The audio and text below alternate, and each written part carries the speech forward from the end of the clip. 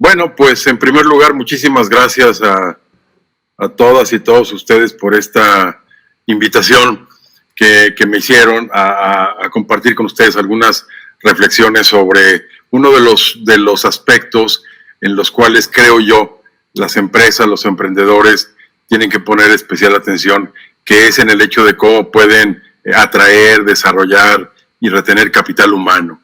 Y esto es algo que naturalmente pues está muy vinculado con la educación, especialmente con la educación superior. Así que preparé una presentación en donde voy a tratar de poner énfasis en este aspecto particularmente e irlo vinculando un poco con la situación económica y la situación de las empresas, tanto en México como en el mundo y en algunos casos particularmente con Aguascalientes.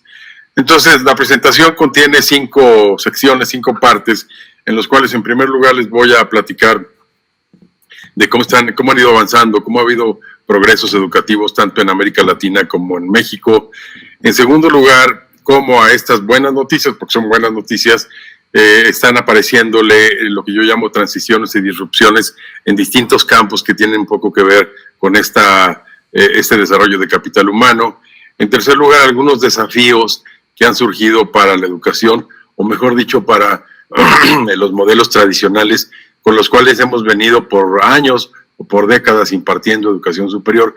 Y luego voy a tratar en la cuarta sección de juntar todas estas piezas para ver un poco hacia dónde están los perfiles y las demandas para la economía, para la captación de talento y por supuesto para el emprendimiento. Y terminaré con 5 o 6 reflexiones para que si hay tiempo podamos conversarlas. La primera buena noticia es que en general en América Latina y el Caribe ha crecido la matrícula en educación superior.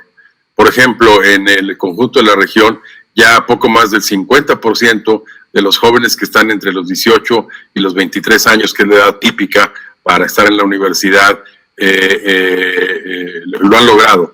Y esta es una cifra bastante buena, porque quiere decir que una vez que un país o una región pasa el 50%, estamos entrando en lo que se llama la fase de universalización de la educación superior. No es el caso todavía de México, aunque van, digamos, progresando este porcentaje. En México tenemos aproximadamente unos 4 millones de estudiantes actualmente en la modalidad escolarizada. Se van a caer un poquito algunos por razones mismas de la pandemia, abandono escolar, etcétera, pero 4 millones de estudiantes, como quiera que sea, es una masa crítica importante. Aparte hay que añadir unos 870,000 que están en modalidades no escolarizadas, que evidentemente han aumentado ya. Esta cifra es de antes de la pandemia, una cifra actualizada no la tenemos todavía, pero como quiera que sea, 870,000 personas haciendo estudios universitarios y muy principalmente estudios de posgrado en modalidades en línea, es una buena cifra que, insisto, creo que se va a incrementar conforme la pandemia ha ido obligándonos a adoptar modalidades educativas en línea.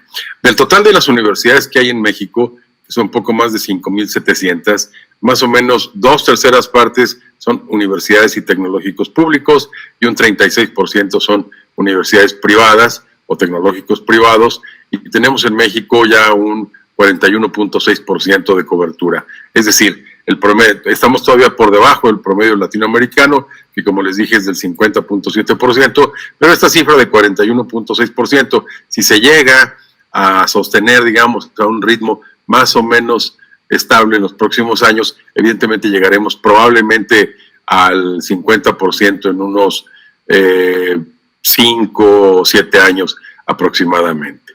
Es decir, tenemos a estas buenas noticias que añadirle otras más. La primera de ellas es que en el conjunto de la región ya son más las mujeres que están estudiando educación superior, 55.4, que los hombres.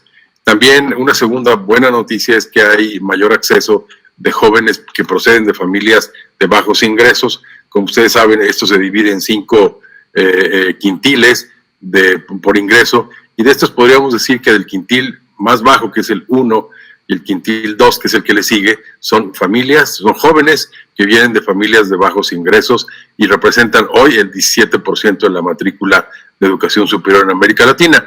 Y también lo mismo ha pasado con la expansión de las clases medias, que ocupan ya un 16%, el tercer quintil, un 16% del total de los jóvenes que están en universidades y tecnológicas. También es un buen dato el que cada vez se titulan más estudiantes, es decir, la eficiencia terminal, que es como se mide los jóvenes que entran al primer año de la universidad y terminan una carrera, es hoy más o menos del 74% en América Latina, varía por supuesto de país a país, pero es un promedio ya, digamos que bastante bueno. Y finalmente, un último dato relevante es que sigue habiendo una prima salarial atractiva, o todavía muy atractiva. ¿Qué quiere decir prima salarial? Es la diferencia de ingresos entre quienes tienen educación superior versus quienes solamente estudiaron primaria. En algunos casos podemos hablar de que hoy en México esta prima salarial representa aproximadamente un 78-80% quien tiene educación superior por encima de quienes tienen solamente educación primaria. Esa es la diferencia salarial.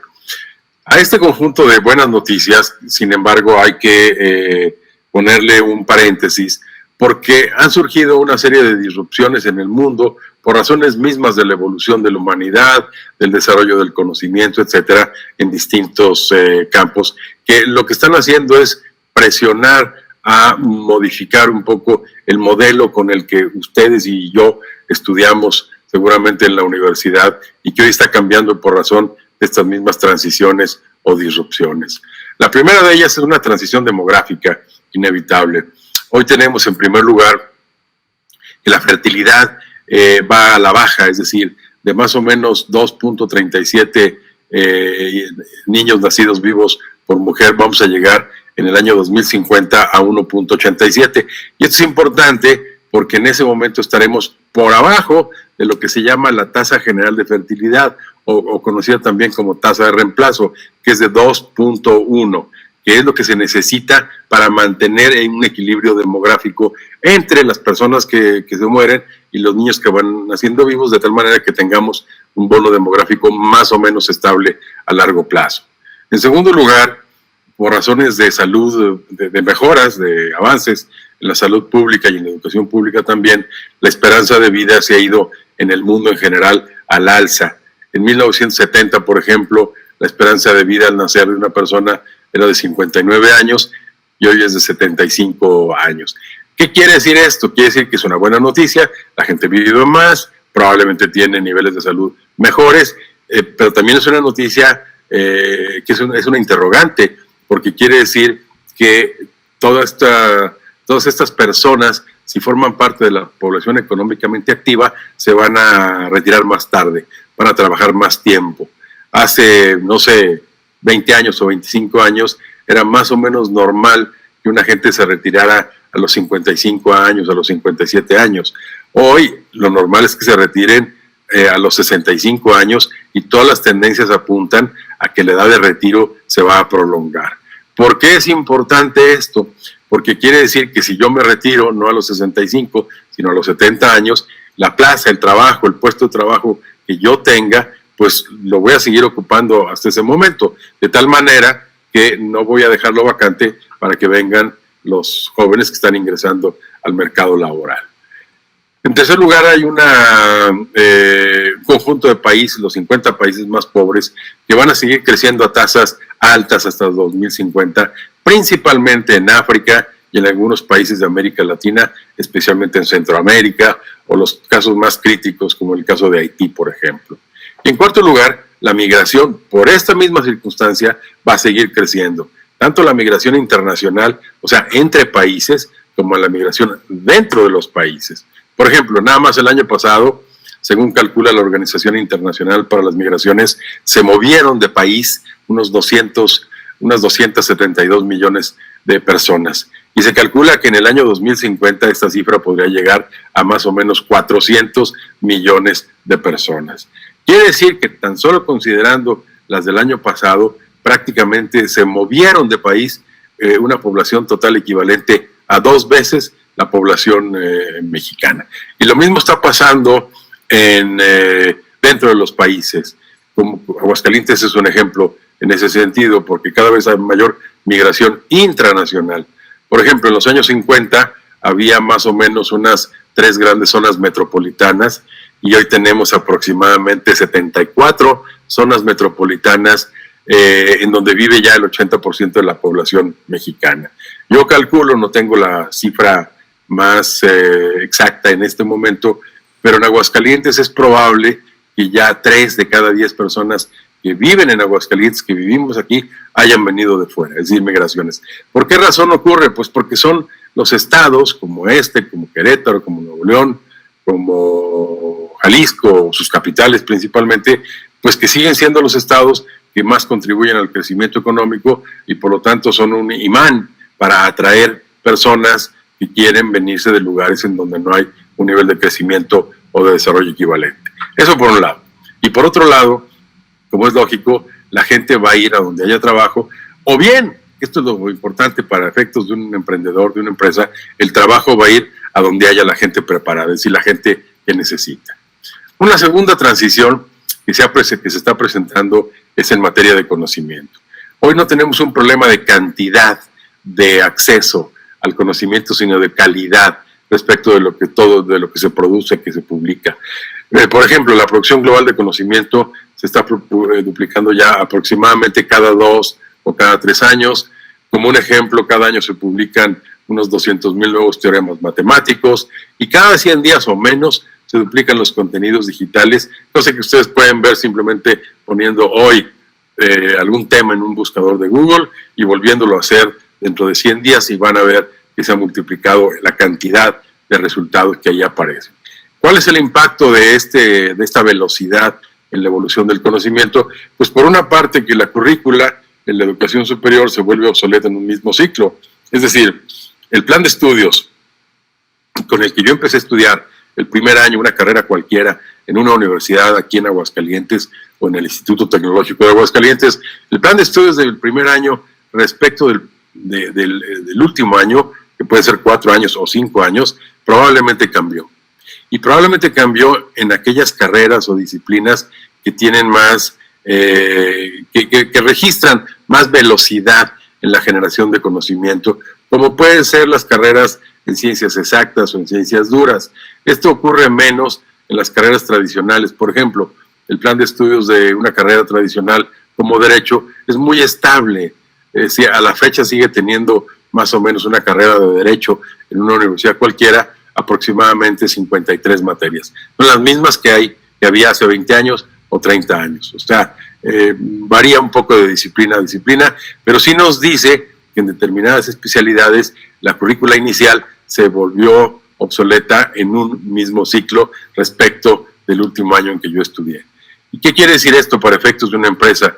Pues que con esta velocidad rezaga a ciertos sectores económicos y les impide internalizar talento, porque si yo estaba buscando un muy buen programador, un muy buen ingeniero en sistemas o lo que fuera en determinado momento, probablemente esa misma persona ya no sea el perfil que yo requiero 5 años después.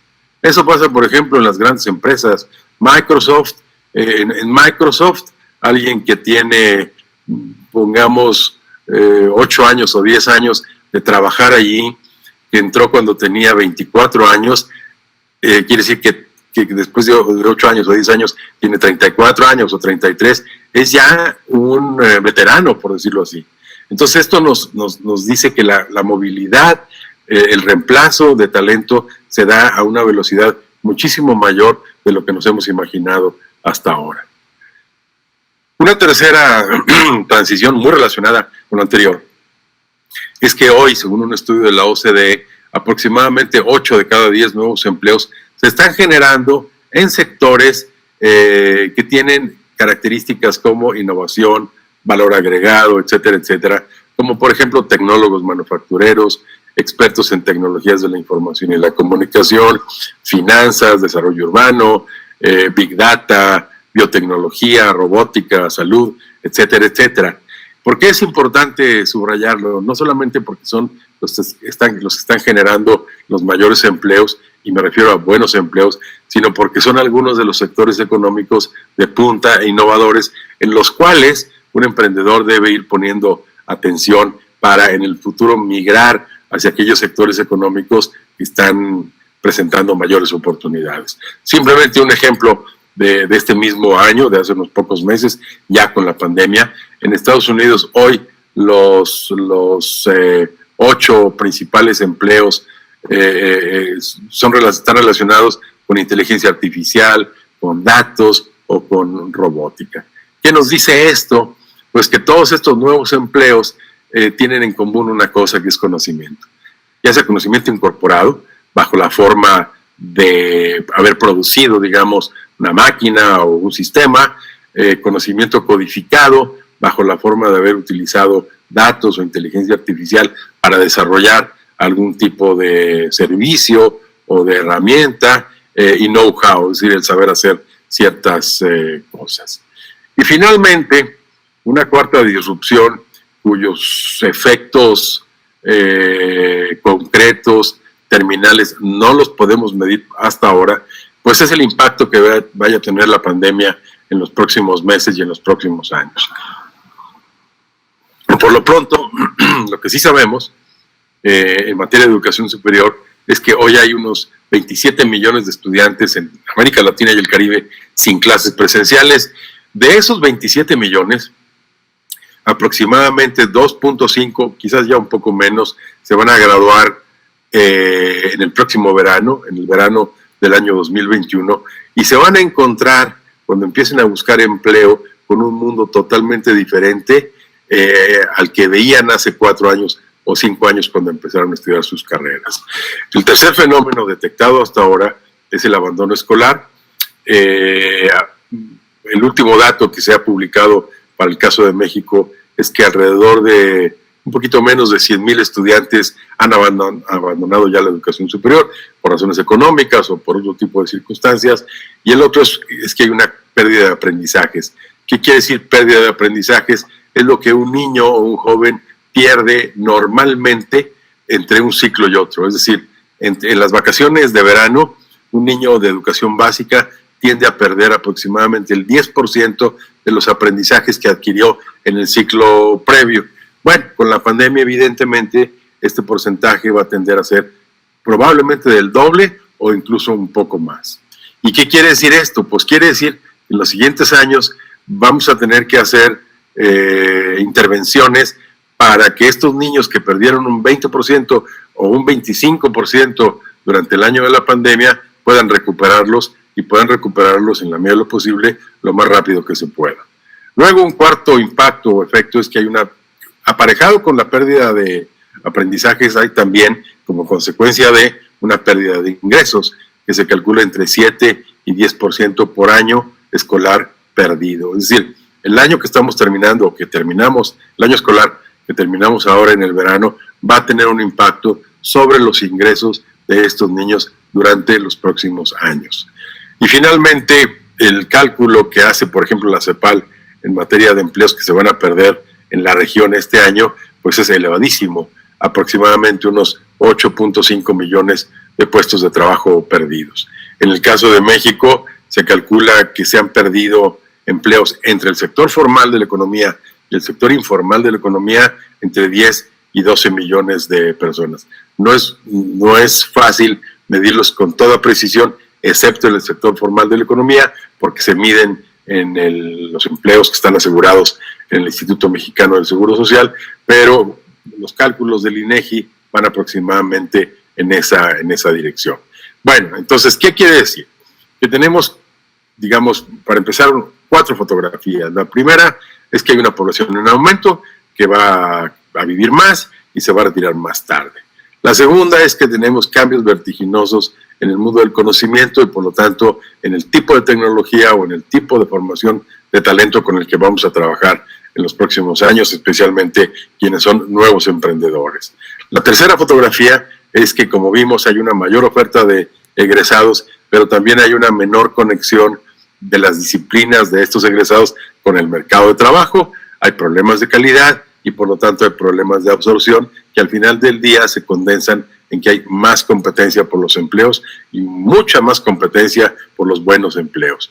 Y la cuarta fotografía, todavía un poco borrosa, no la vemos con suficiente claridad, son los efectos que va a tener la pandemia, no solo sobre la salud, sino me refiero específicamente sobre la economía y sobre el mundo laboral. Entonces, esto está obligando a que atendamos, a que abordemos nuevos desafíos para la educación y en general para las universidades y tecnológicos. ¿Cuáles son algunos de ellos? El primero es que la escuela, el espacio físico que llamamos escuela y en el cual nos educamos todos nosotros, está perdiendo centralidad desde antes. Ya había un fenómeno, por ejemplo, llamado homeschooling, que son aquellas familias, padres de familias o familias monoparentales o monomarentales que deciden no mandar a sus hijos a la escuela porque creen que les pueden dar en su casa mejor educación o contratan a alguien, un tutor, un mentor que les dé educación. Bueno, es un fenómeno que en Estados Unidos ha crecido muchísimo. Probablemente hoy hay en Estados Unidos unos 2,5 millones de chicos que están estudiando en sus casas, pero no solo eso, sino que en muchos estados de la Unión Americana estos estudios tienen validez legal, como los de cualquier escuela regular al que uno manda a sus hijos. En México no tenemos el dato todavía, pero ya está surgiendo porque hay una iniciativa privada que está tratando de levantar un censo para ver cuántos niños están estudiando en sus casas antes de la pandemia. Obviamente ahorita pues es un momento totalmente atípico, no lo podemos calibrar con toda precisión, pero era una tendencia que venía ya surgiendo. La segunda es que la escuela, ese espacio físico que llamamos escuela, pues inevitablemente por las transiciones que describí, está compitiendo con otros medios para transmitir, para adquirir información y conocimiento. La tercera es que conforme la ciencia avanza, pues hay hallazgos neurológicos y cognitivos inéditos o que por lo menos no los conocíamos hace 10 años. Entonces, ¿qué pesa hoy para, por ejemplo, desarrollar en la escuela o para contratar en el mercado laboral las habilidades duras o las habilidades blandas? Más adelante voy a referirme un poco a algunas de ellas. Y por lo tanto, ¿cuál es la vocación de una universidad? Impartir disciplinas curriculares, las tradicionales, o fomentar el desarrollo de competencias y de habilidades. La cuarta, que ya mencionamos un poco de pasada, es la emergencia de esto que se llama ahora la Revolución Industrial 4.0, caracterizada por la inteligencia artificial, por la robótica, por la impresión en tercera dimensión, etcétera, etcétera, y por lo tanto ha puesto en un dilema a nuestras universidades entre definir cuál es su misión: producir títulos y grados o producir innovación y conocimiento. Y ese es un dilema difícil de resolver en este momento, pero que algunas universidades están empezando a percibirlo o a tratar de percibirlo. Les voy a dar algún par de ejemplos al respecto. En la parte de robótica, todos los días vemos por ahí pronósticos respecto de cuántos empleos de personas, de seres humanos, se pueden perder con el crecimiento de la robotización, de la automatización. Algunos cálculos suponen que 75% de nuevas profesiones que se requieren en el futuro pues van a estar relacionadas con tecnologías de la información, con manejo de datos, con inteligencia artificial, y que 52% de las categorías ocupacionales tradicionales de hoy podrían ser automatizadas en los próximos 10 años. Algunas estimaciones suponen que, por ejemplo, en el caso de México, de aquí a los próximos 10 años podrían eventualmente ser desplazados unos 18 millones de empleos que hoy hacen personas por máquinas. Bueno, son pronósticos y como todo pronóstico o estimación no lo sabemos hasta que lo veamos razonablemente con datos duros y en vivo. Lo que sí sabemos, sin embargo, es que el uso de robots en procesos industriales ya incorporados, integrados en un proceso industrial o manufacturero, está creciendo desde hace ya varios años, más o menos a una tasa de 14%. Por ejemplo, el año pasado, 2019, el uso de robots industriales, de robots incorporados a procesos industriales, creció en 13%, y el año pasado había más o menos 2 millones, casi 2.800.000 robots incorporados ya en procesos industriales. Ustedes vayan a algunas plantas en Aguascalientes, básicamente, por ejemplo, las que están en torno al clúster automotriz, y los verán ya ahí en vivo. Bueno, uno se pregunta, estos 2.8 millones de robots que hoy están incorporados en el mundo, ¿a cuántas personas reemplazaron? No lo sabemos, y lo más probable es que hayan reemplazado trabajos de baja calificación. Pero en la medida en que hay un desarrollo más sofisticado de la inteligencia artificial, etcétera, etcétera, estas máquinas van a hacer también trabajos más sofisticados. Es decir, trabajos que pueden ser hoy de mediana calificación y quizá de aquí a 10 o 20 años de alta calificación. Y la tendencia va a aumentar, más bien ya está aumentando, ahora sí, de manera acelerada por efecto de la pandemia. Es decir, este es un dato duro, un hecho real. Pero les voy a dar dos ejemplos adicionales muy recientes.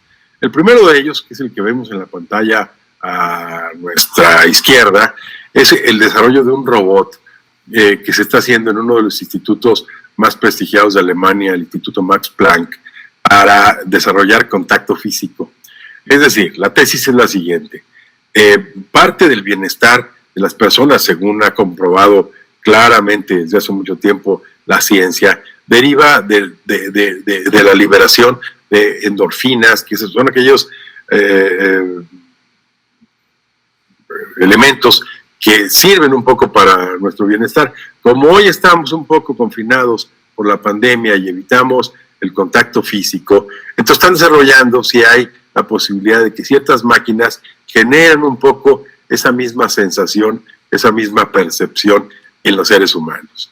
Y esto, digamos, es un elemento, digamos, demasiado exquisito, sofisticado, pero real, que está en desarrollo. Y el otro ejemplo, el del lado derecho, es un pequeño robot.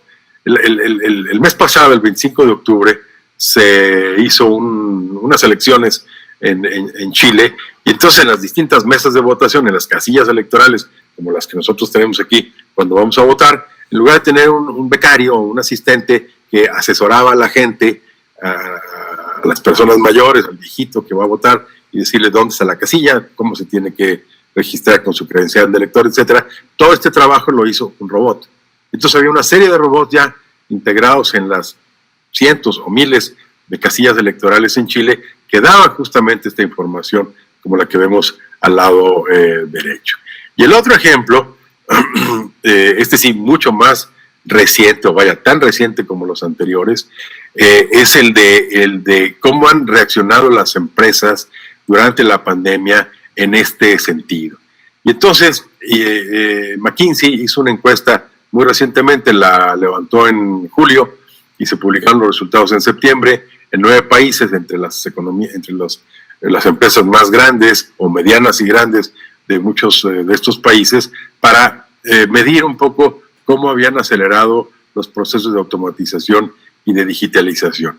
El 85% de las compañías dijeron que han acelerado sus procesos de digitalización, 85%. Y el 67% de las compañías encuestadas dijo o declaró que habían acelerado ya la automatización y el uso de inteligencia artificial. Microsoft, un vicepresidente de Microsoft, decía o dijo en esta encuesta que habían hecho o habían visto 2 años de transformación digital en tan solo 2 meses, obligados estrictamente por la necesidad derivada de la pandemia.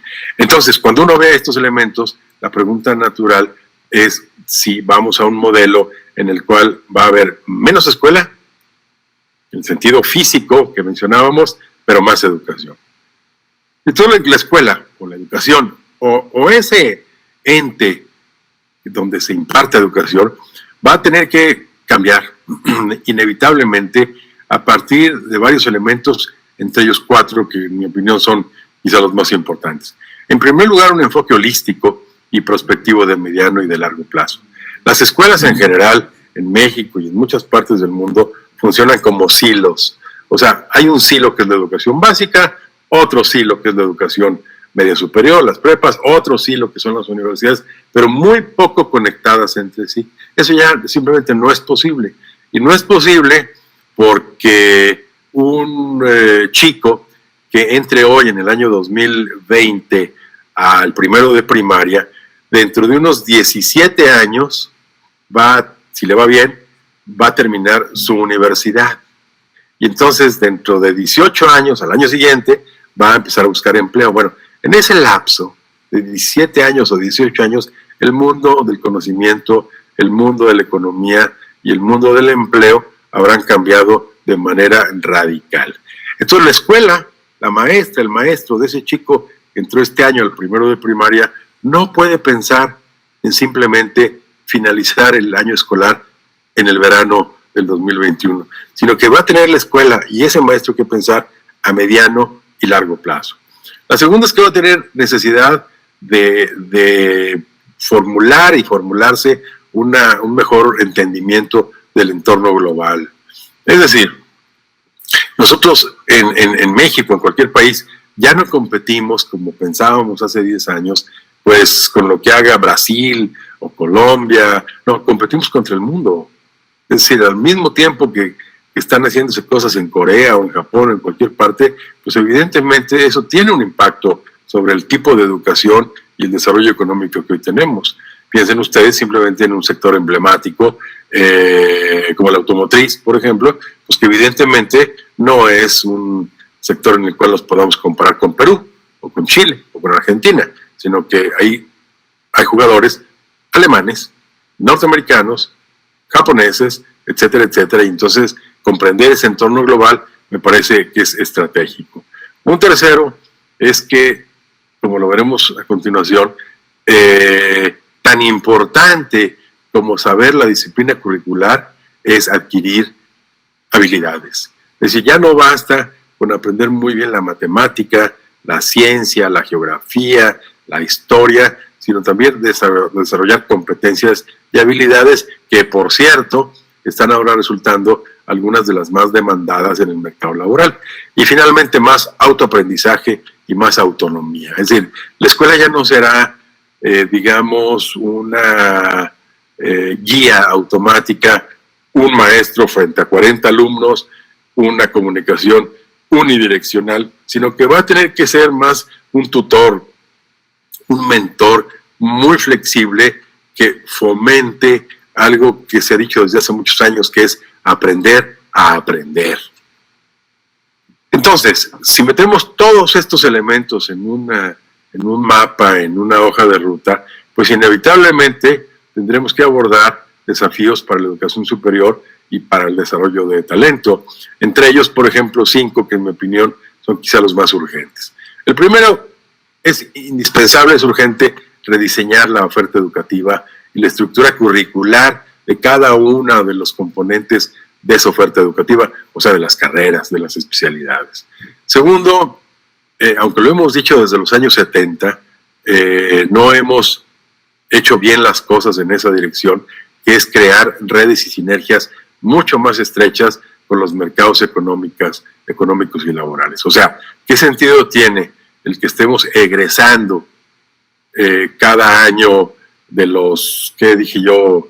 2.5 millones de jóvenes en toda América Latina, de que estemos egresando un porcentaje importante de ese volumen en disciplinas o en carreras que no están siendo demandadas por el mercado laboral. Entonces, los formadores tienen que leer, interpretar, entender mucho mejor para dónde va un poco el juego para poder hacer una modernización de sus planes y crear redes y sinergias mucho más eficientes. El tercer elemento es que por razones demográficas, si bien vamos a seguir creciendo en la matrícula de educación superior, va a llegar un momento en que ya ese crecimiento va a ser como una línea recta. Ahorita todavía es una línea ascendente.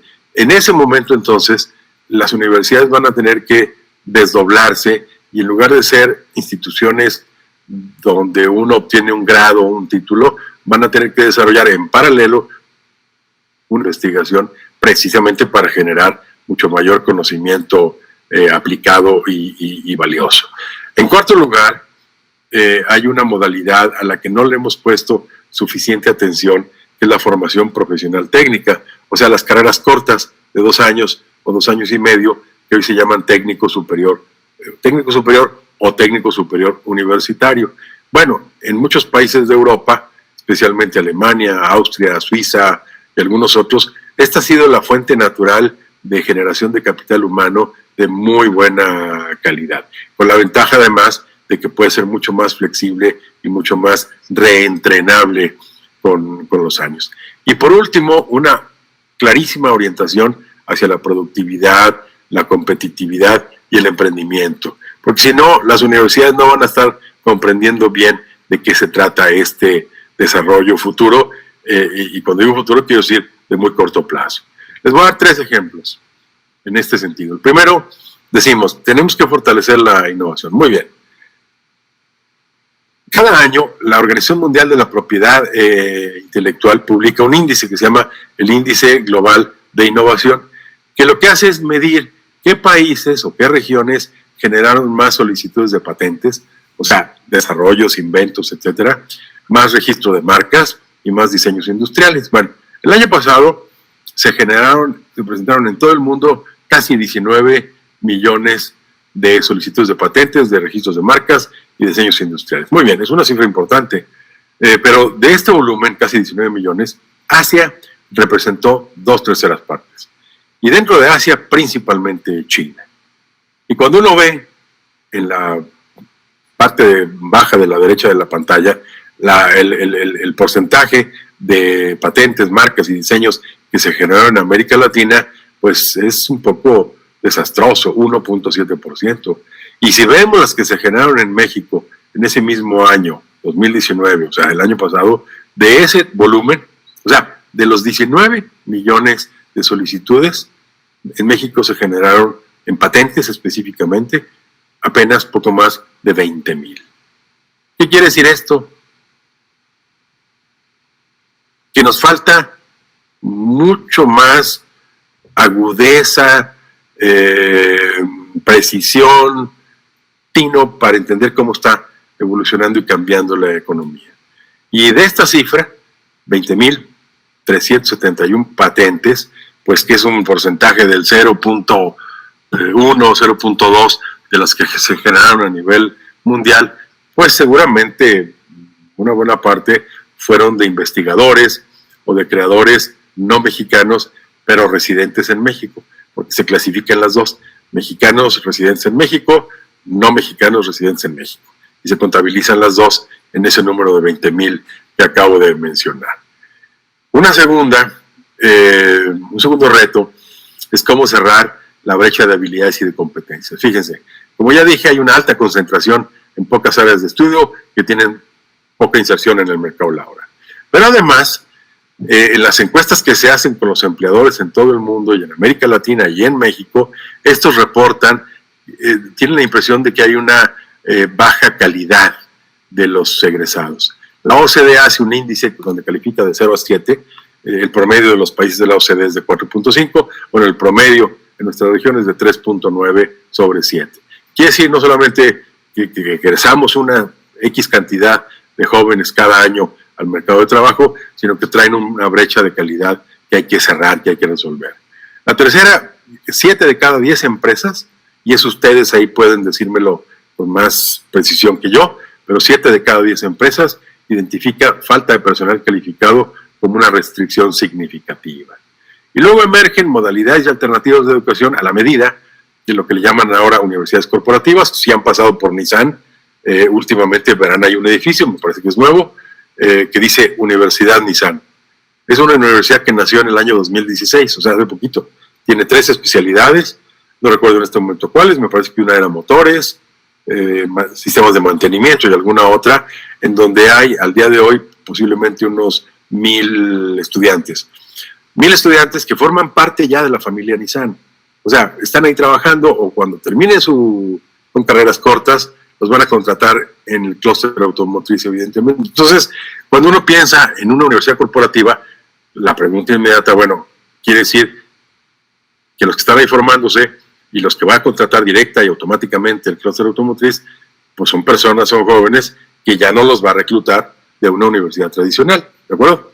Y finalmente, cambios en los patrones de habilidades y competencias. Fíjense, en la Organización de Estados Iberoamericanos, para la cual ahora yo trabajo, que mencionaba Mayra al principio, levantamos una encuesta este mismo año para un estudio muy importante, si quieren luego se los comparto, para ver un poco qué opinaban los empleadores respecto del capital humano. Entrevistamos a 33 empresas multinacionales iberoamericanas grandes para hacerles esta pregunta. Y todo lo que nos reportaron fue que los perfiles más difíciles de encontrar Los más difíciles son ingenieros de sistemas, tecnologías digitales, analistas de datos, programadores, especialistas en ciberseguridad y en transformación digital. En cambio, los perfiles más fáciles de encontrar, donde hay abundancia, pues administrativos, financieros, comerciales y legales, incluidos los abogados, y yo soy abogado, así que yo estaría entre la sobreoferta. Y 75% de las empresas consultadas nos dijeron que tenían programas de capacitación para personal de nueva incorporación, lo cual está bien.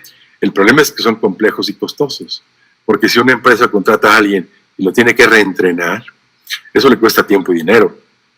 ¿Cuánto pasa? ¿De qué duración puede ser el reentrenamiento? Pónganle 6 meses o pónganle 1 año. Bueno, eso costó dinero y costó tiempo. Entonces, el proceso de reentrenamiento, de recapacitación ad hoc para una empresa, evidentemente le cuesta a una empresa y nos muestra que hay un problema, una brecha de calidad. Cuando uno ve, por ejemplo, cuáles son hoy las habilidades más demandadas en el mundo laboral, y uno ve este árbol, fíjense ustedes, vean ustedes cualquiera de las hojas del árbol: tolerancia al estrés, compasión, empatía, saber escuchar, habilidades sociales, flexibilidad, etc. Ninguna de ellas es una disciplina curricular tradicional, porque se supone que uno ya las adquirió, pero también se supone que en paralelo uno debió haber adquirido los elementos básicos para desarrollar este tipo de habilidades que hoy son las más demandadas por los mercados laborales. Este árbol condensa muy bien estos ingredientes, pero todos los estudios que yo conozco y que he consultado coinciden exactamente en lo mismo. En tercer lugar, hay que fortalecer, como ya dije, las redes y las sinergias con los mercados laborales. ¿Por qué razón? Pues porque está creciendo el desempleo juvenil en América Latina y en México. Hay una desconexión entre los que salen de las universidades y lo que demanda la economía. Hay un problema de empleabilidad decreciente de los egresados universitarios.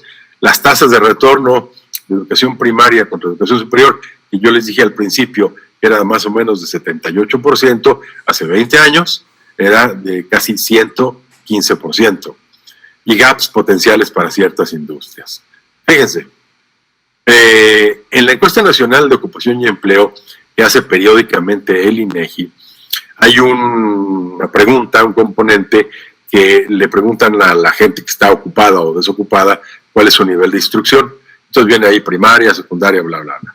Entonces, en la parte de educación superior, lo que encontramos es que ya casi el 30% de los actuales desempleados en esta encuesta del INEGI son personas que tienen educación superior parcial o terminada. Y si lo vemos en números, este componente de desempleados con educación superior en enero del 2015 eran casi 490,000. Y en febrero del 2020, y escogí febrero porque es antes del inicio de la pandemia, eran ya 660,000. 166 muchachos que decían estar desempleados a pesar de tener educación superior.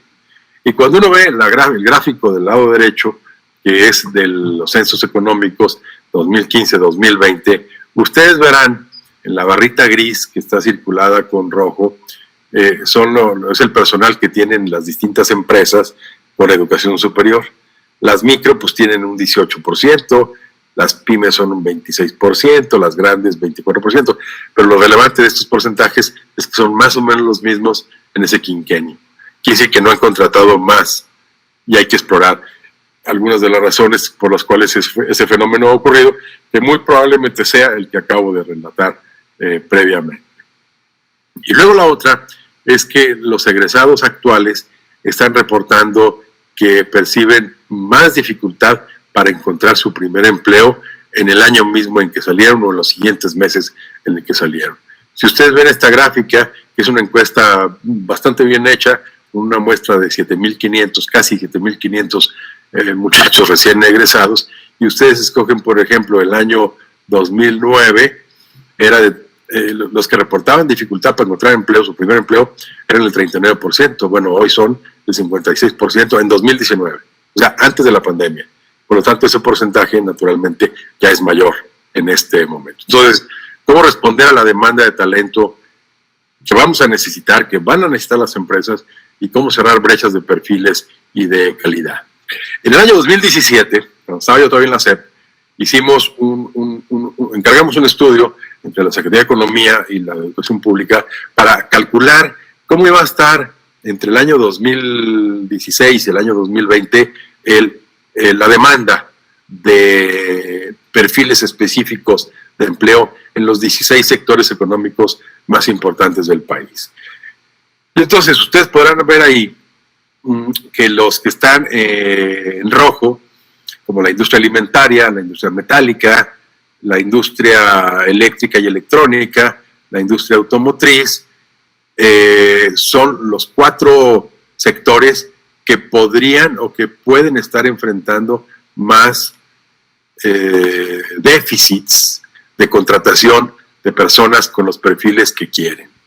En cambio, en sectores como el textil, la maderera, química, farmacéutica, agropecuario, minero y energético, ahí es un poco al revés. Hay un superávit de personal del cual puede uno contratar lo que está uno buscando.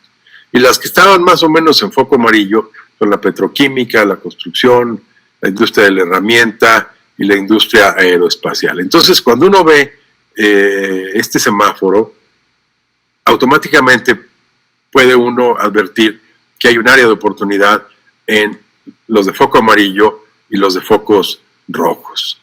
En el caso de Aguascalientes, por ejemplo, medido con números, porque el estudio es muy bueno, la verdad, quedó muy bien, se calculó, estoy hablando del año 2016 aproximadamente, 2015-2016, que fue cuando se empezó a levantar el estudio y nos lo entregaron en fines del 16 o principios del 17, lo pudimos medir a nivel nacional, a nivel de sectores económicos, los 16 que mostré, y a nivel de estados.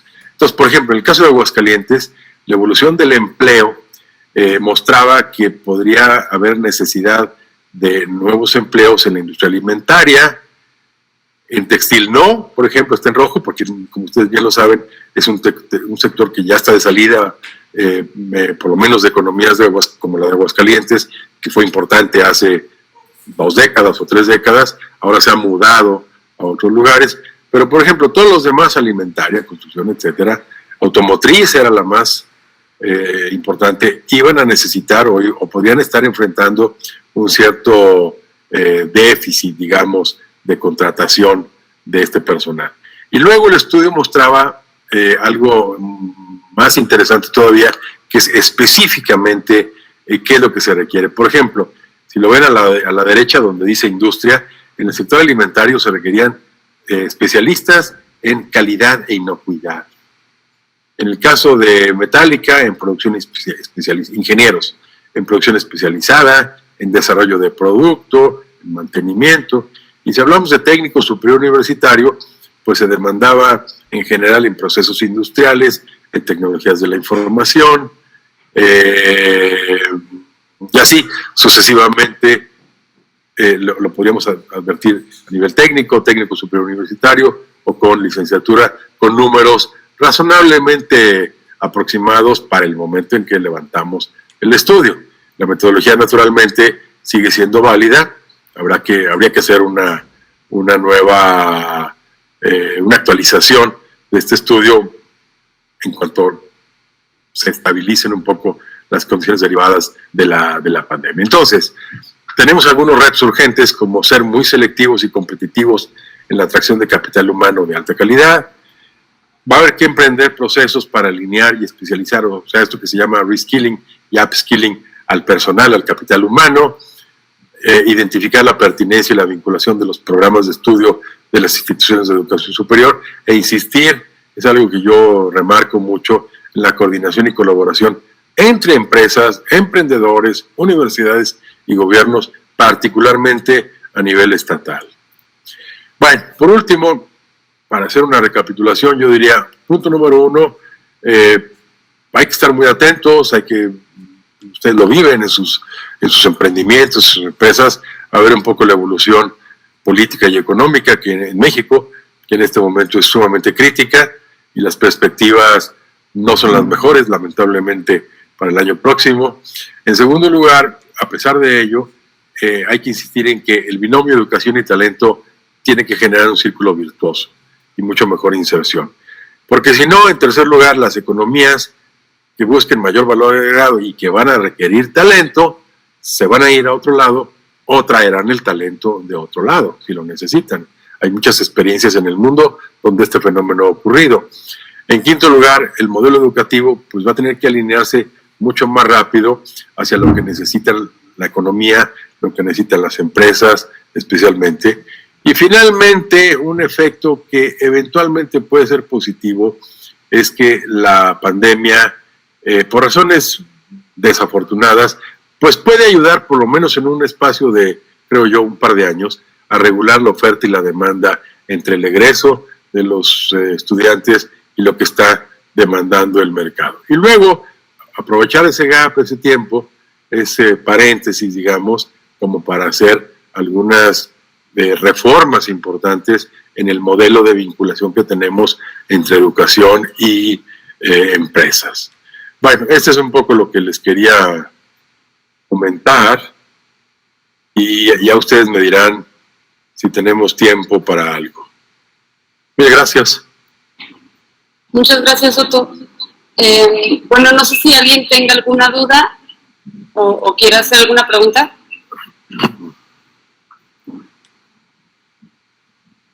Sí, María, a mí me gustaría. Sí, adelante, Quique. Buenos días, Otto.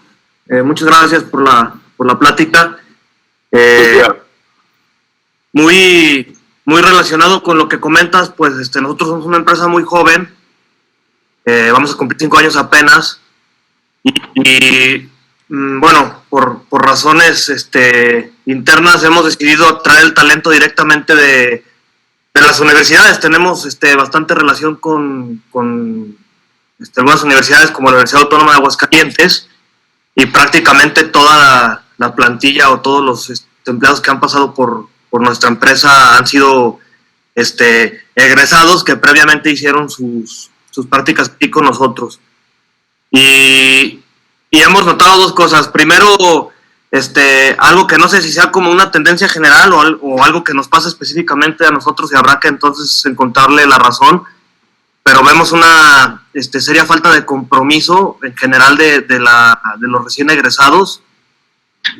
Y la segunda es, no hemos encontrado la forma de buscar la mejora, pues no sé cómo llamarlo, pero por parte de las mismas, de los mismos empleados, o sea, cómo motivar al personal para que esté en un proceso de aprendizaje. Digo, tenemos las herramientas para que aprendan, pero no hemos identificado la manera de hacerlo. No sé qué nos puedas comentar. Bueno, a ver, el comentario tiene dos partes, dos componentes.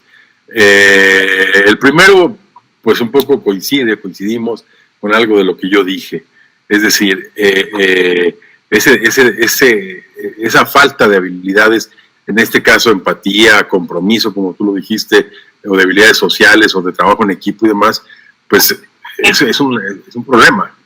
Es una dificultad que evidentemente lo ideal sería que vinieran ya desarrolladas desde antes, de tal manera que pudiese haber un efecto multiplicador en ese personal que tú, como muy bien señalaste, observa o muestra falta de compromiso, de motivación, de entusiasmo, etcétera, etcétera. Ahora bien, la segunda parte de tu comentario pues tiene que ver con algo que yo recomiendo muchísimo, se los recomiendo mucho a ustedes y a todos con los que hablo con frecuencia, que es el acercarse a las instituciones formadoras, en este caso, como tú lo dijiste, la Autónoma de Aguascalientes, o el Instituto Tecnológico, o el Retoño, o lo que sea, para que les hagan ver el mundo real de los empleadores, los emprendedores, como es el caso de ustedes, y dónde está ese gap, dónde está esa brecha de habilidades o de competencias que a ti te generan un problema o te generan un costo o te generan un déficit en la contratación del tipo de capital humano que tú y todos están requiriendo. Entonces, yo creo que habría que, depende un poco de cada empresa, pero habría que tener algún tipo de programas rápidos, porque si encuentras buen personal desde el punto de vista técnico y que le falta un poco de desarrollo de habilidades blandas, pues entonces las empresas rápidamente lo tienen que hacer.